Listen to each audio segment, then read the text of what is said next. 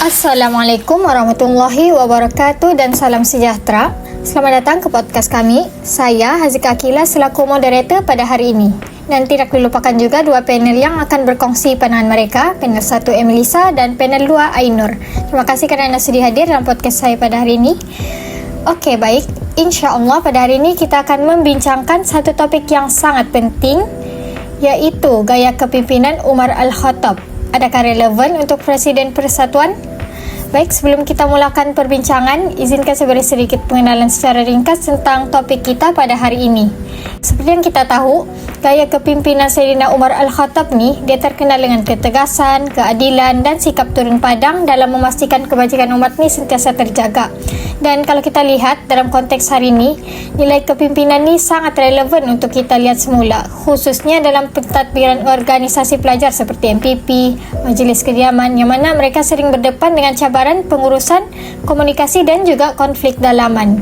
Maka, perbincangan kita pada hari ini akan melihat bagaimana keteladanan Umar Al-Khattab bukan saja menjadi inspirasi sejarah, tetapi juga boleh dijadikan panduan praktikal dalam membentuk pemimpin muda yang berwibawa, adil dan mampu menyelesaikan masalah melalui prinsip syura.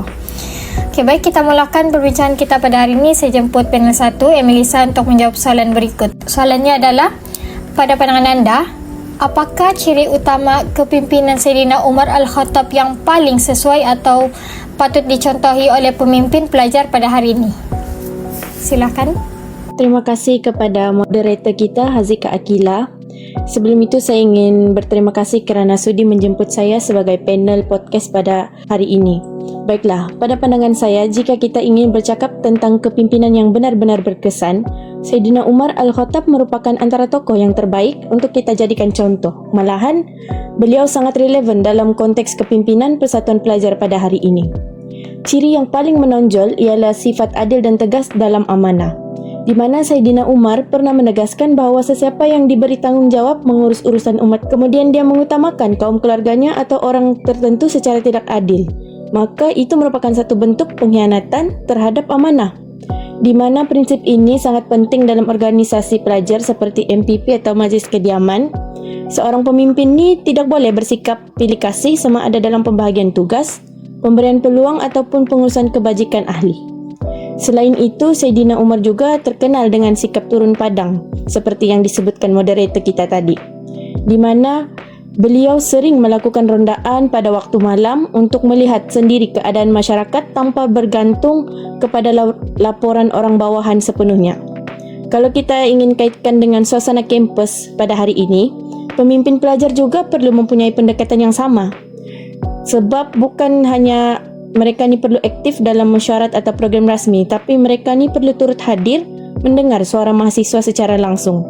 Sebab kadang-kadang masalah pelajar ni tidak akan muncul dalam borang aduan, tapi dapat difahami kalau pemimpin ni sendiri turun bertemu dengan mereka. Dan yang ketiga, kekuatan besar kepimpinan Sayyidina Umar ni adalah sikap keterbukaan menerima teguran, di mana terdapat satu riwayat yang masyhur apabila seorang wanita menegur beliau berkaitan mahar di hadapan khalayak ramai.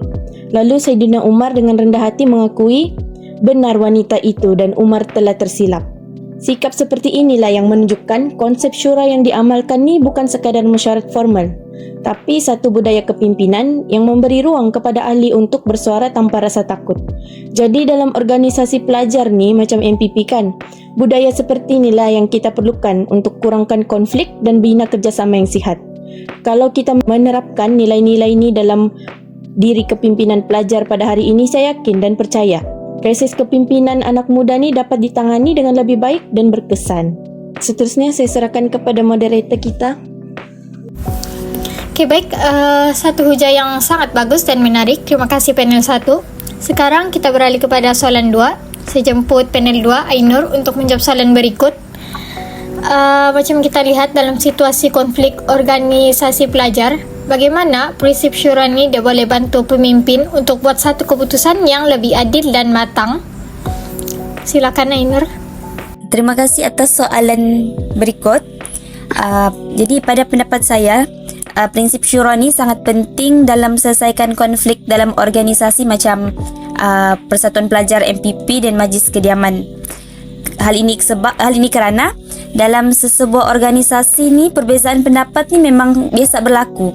Contohnya masa pembagian tugas, perancangan program atau buat sesuatu keputusan. Jadi melalui syura, pemimpin tidak membuat keputusan secara sendiri tetapi berbincang dan mendengar pandangan ahli lain terlebih dahulu. Ini penting supaya semua pihak rasa dihargai dan diberi peluang untuk bersuara. Selain itu, syura juga membantu keputusan menjadi lebih adil sebab keputusan dibuat berdasarkan pandangan bersama, bukan mengikut emosi atau kepentingan individu tertentu sahaja. Secara tidak langsung, konflik juga dapat dikurangkan kerana ahli organisasi akan lebih mudah menerima keputusan yang telah dibincangkan bersama. Bukan itu saja, syura juga membantu melahirkan pemimpin yang lebih matang. Seorang pemimpin ni perlu bijak mendengar pandangan orang lain dan menerima teguran-teguran secara terbuka. Daripada perbincangan itu, pemimpin boleh melihat suatu isu dari sudut yang berbeza sebelum membuat keputusan. Dalam konteks MPP, amalan syura ni juga boleh membina hubungan yang lebih baik antara pemimpin dan pelajar kerana pelajar akan rasa suara mereka lebih didengar dan diambil kira.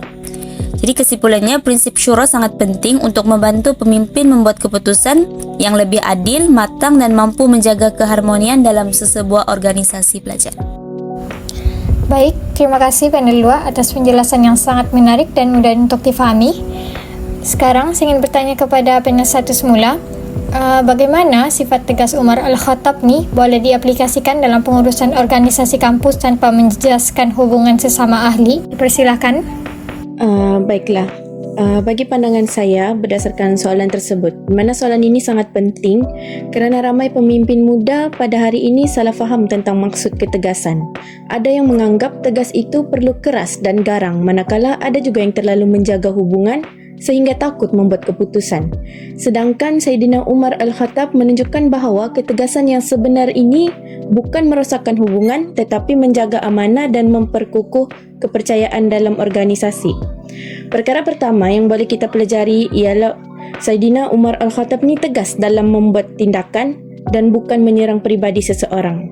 Di mana sebagai contoh, beliau pernah memecat Sa'ad bin Abi Waqqas daripada jawatan gubernur selepas menerima aduan rakyat. Namun pada masa yang sama, beliau tetap menghormati dan memuji Sa'ad sebagai tokoh besar Islam. Ini menunjukkan bahawa seorang pemimpin ni perlu membezakan antara menegur kesalahan dengan menjatuhkan maruah individu. Dalam organisasi pelajar pada masa kini, jika ada ahli melakukan kesilapan, mereka fokus kepada isu atau tindakan atau yang perlu diperbaiki, bukan menyerang personaliti mereka. Selain itu, Saidina Umar juga sangat berhikmah dalam memberi teguran, di mana banyak ulama menjelaskan bahawa teguran yang terbaik adalah secara peribadi terlebih dahulu, bukan memalukan seseorang di hadapan orang ramai. Dalam konteks organisasi kampus, perkara ini sangat relevan. Selain itu, Saidina Umar juga sangat berhikmah dalam memberi teguran, di mana banyak ulama yang menjelaskan bahawa teguran yang terbaik ialah secara peribadi terlebih dahulu dan bukan memalukan seseorang di hadapan orang ramai. Dalam konteks organisasi kampus, perkara ini sangat relevan, di mana jika berlaku masalah dalam jawatan kuasa, elakkan daripada terus menegur ahli secara terbuka ketika mesyuarat sehingga menyebabkan mereka malu atau hilang motivasi. Pendekatan yang lebih matang ialah berbincang secara baik terlebih dahulu, kemudian barulah kita gunakan saluran rasmi jika masalah masih berterusan. Seterusnya, ketegasan Saidina Umar ni sentiasa disertai dengan syura, seperti yang dijelaskan oleh panel kedua kita tadi, Ainur Afifah, di mana beliau tidak membuat keputusan secara terburu-buru atau mengikut kehendak sendiri. Saidina Umar ni pernah menegaskan bahawa urusan yang diputuskan tanpa musyawarah tidak akan membawa kebaikan yang sempurna, yang mana ia menunjukkan bahawa pemimpin perlu mendengar pandangan ahli sebelum membuat keputusan. Dan yang paling penting ialah Saidina Umar sentiasa bermuhasabah terhadap dirinya sendiri sebelum menilai orang lain. Beliau terkenal dengan kata-kata, "Hisaplah diri kamu sebelum kamu dihisap."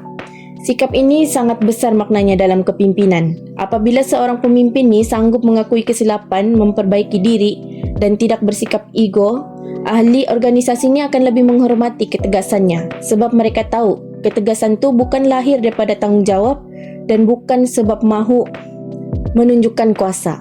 Jadi bila ahli melihat pemimpin mereka tegas kerana mahu menjaga organisasi dan kebajikan bersama, hubungan dalam organisasi ini bukan sahaja dapat dipelihara, malah menjadi lebih kukuh. Itu daripada saya. Okey, baik. Terima kasih panel 1 atas penjelasannya. Untuk soalan yang terakhir, saya ingin bertanya kepada panel 2. Apakah cabaran utama untuk melahirkan pemimpin muda yang benar-benar turun padang seperti yang ditunjukkan oleh Saidina Umar dalam konteks MPP ataupun Majlis Kediaman? Dipersilakan. Baik, soalan yang sangat baik dan sangat dekat dengan kita, terutama sebagai pelajar, kan?